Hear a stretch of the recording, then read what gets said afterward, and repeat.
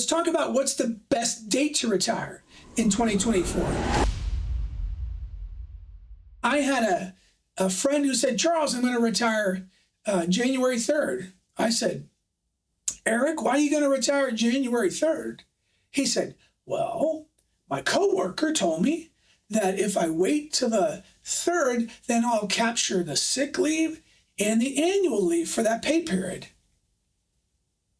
I said, yes, but you're going to have to burn the sick leave because you may not get credit for it if you're not working out every last hour. But more importantly, what are you going to be missing, Eric? And he said, well, I don't know, Charles. That's why I'm talking to you. And I said, remember, if you retire 12/31, what are you eligible for the very next day when you go into retirement? Your pension check. So if you retired on the 3rd, you would miss that month's pension check. And typically 3 days of work, even the annual leave, is not going to be near as much as your first monthly pension check. So that works out really, really good for you the last day of the year. The other idea is when you retire the last day of the year, the idea is your pay might go down because you're no longer collecting that pay.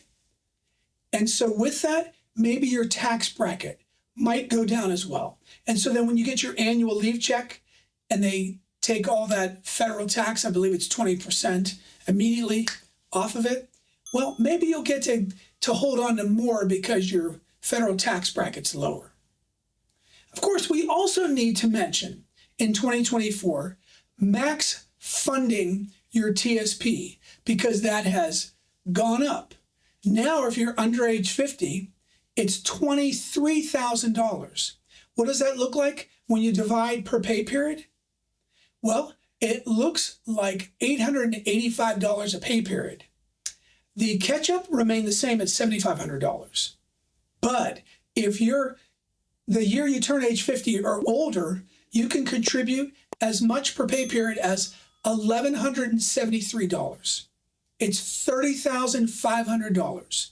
So even if you have a 401k, which, by the way, the TSP it's a 401k or 401a, but when it's a 401k, those same rules apply. So if you have a spouse or a family member, or you're tuning in and you're not a federal employee, it's the same amount, $30,500. Just make sure you divide it evenly across all your pay periods. Because if you don't, and you max fund before the year's over, that 5% matching for all you federal employees, guess what? You're going to lose that free money. So make sure you stretch it across all pay periods throughout the year. Evenly makes more sense.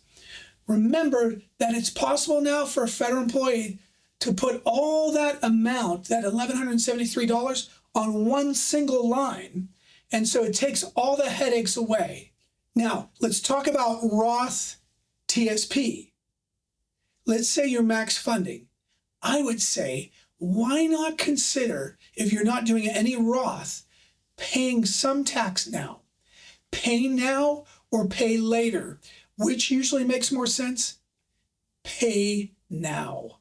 So if you could take some of that $1,173, let's say just $173, and take it down to $1,000 traditional and $173 Roth, then you'll start to build momentum and it'll be tax-free growth. So then when you go in the future to take that money out, guess what? That money's all yours. No IRS, no state taxes. Say goodbye to Uncle Sam and that money. Get your hand out of my pocket. I have a retirement training all-day 7-hour course. It's got 140-something slides in it. But do you know how many slides are dedicated to the best date to retire? Just one, because it's that straightforward.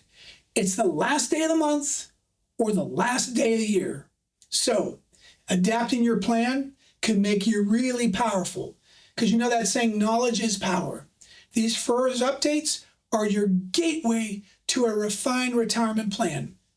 A well-informed plan is your best tool. Remember, you don't have to work longer. You just need a better plan. Feeling the ripple effects of these updates? Share your insights below and subscribe for a steady stream of retirement wisdom. To learn more about your federal benefits and a lot more about multiple benefits, then go ahead and click here on this video. And it'll also discuss, should you stay with your federal job or go to private industry? CD Financial, where health and wealth meet.